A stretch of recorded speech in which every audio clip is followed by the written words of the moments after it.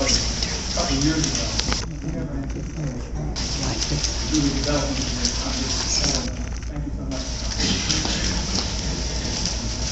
For our licking tonight, you will find in your program insert Reverend Gates and Reverend Berry have glean quotations from Dr. Martin Luther King that we feel appropriately reflect the vision and the hope of a man who would be remembered as a drum major for peace and justice. These are his words.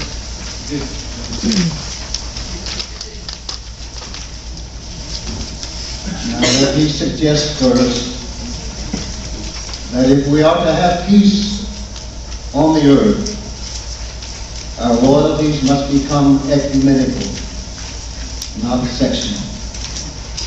Our loyalties must transcend our race, our tribe, our class, and our nation. And this means we must develop a world perspective. No individual can belong, no nation can belong, as long as we try. The more we are going to have war in this world. Now the judgment of God is upon us, and we must either learn to live together as brothers, or we are all prepared as fools. I want to say one other change that we face is simply that we must find an alternative to war and bloodshed. Anyone who feels, and there are still a lot of people who feel this way, that war can solve the social problem is sleeping through a revolution. President said on occasion, mankind must put an end to war, or war will put an end to mankind. The world must hear this. I pray God that America will hear this before it's too late, because today we're fighting a war. Let nobody fool you. All the loud noises that we hear today are nothing but the death groans of the dying system. The old order is passing away. The new order is coming into being. But whenever there is anything new, there are new responsibilities. As we think of this coming world, we must think of the challenges that we confront and the new responsibilities that stand before us. We must prepare to live in a new world. Through violence, you may murder a murderer, but you can't murder a murderer. Through violence, you may murder a hater, but you can't murder hate. Darkness cannot put out darkness. Only light can do that. Along the way of life, someone must have sense enough and morality enough to cut off the chains of hate and evil. The greatest way to do that is through love. Human beings must make mistakes and learn from them. Make more mistakes and learn anew. Make mistakes to keep as well as success. Action our teachers. Help us to see the enemy's point of view, to hear his questions, to know his assessment of ourselves.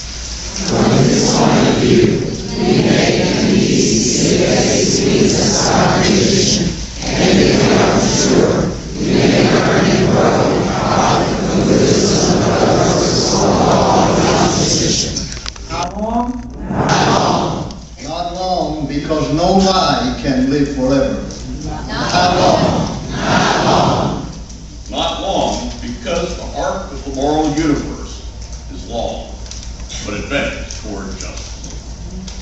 Injustice anywhere Is the threat to justice everywhere. The greatest channel to peace involves talking about problems.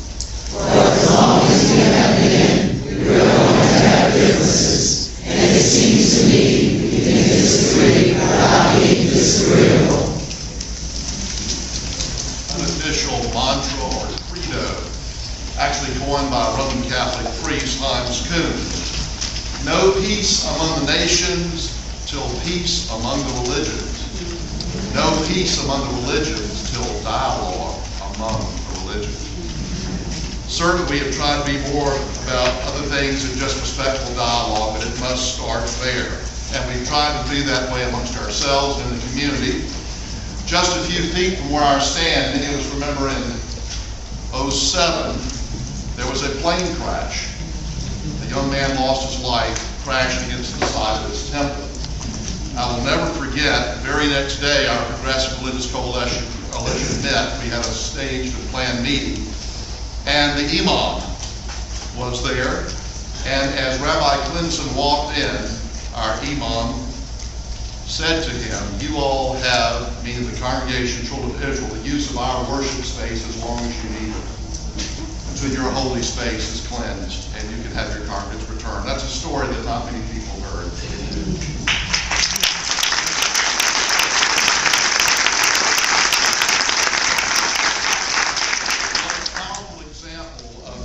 Coming together in their very essence, allowing for the common good. Your attendance here tonight, we want to thank you, is a statement and certainly consonant with our commitment to dialogue and mutual respect, and I would suggest even more.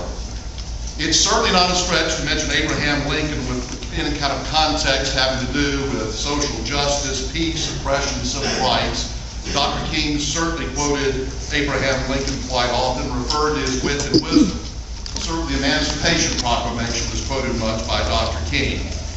In Dr. King's letter from a Birmingham jail, King reframes the term extremist, and he refers to such historical figures as the prophet Amos, the Apostle Paul, Jesus, Martin Luther, John Bunyan, Thomas Jefferson, and yes, Abraham Lincoln as extremists.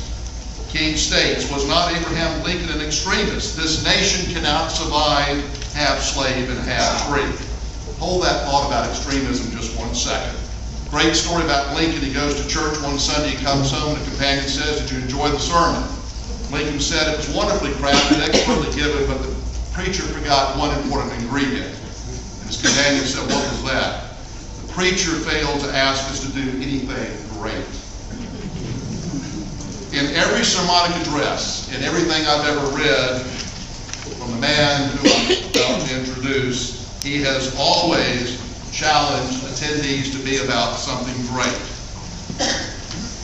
Dr. King would not be disappointed. Now, maybe the great that Dr. Moss is challenging people to be about is not a cure for cancer or world peace or to stop global warming, but it's some kind of commitment to themselves or others that changes lives. And never forget the wonderful Helen Keller quote, when she said, "The world is moved not only by the mighty shoves of the heroes, but also by the aggregate of the tiny pushes of each honest worker." So heads up, put your seat belts on, because you will have laid on your heart and spirit this evening, in your head, your mind, an eliciting conviction that will tug at you. It will be a challenge from an extremist, as Dr. King would characterize it, urging you to be an extremist on some level with your imagination, your love, your creativity, your faith. The Reverend Otis Moss III needs no introduction, but deserves one, as the old saying goes. The son of a Baptist minister and peer of Dr. King, and the grandson of a Baptist minister, Reverend Moss is very familiar to most of us in this community.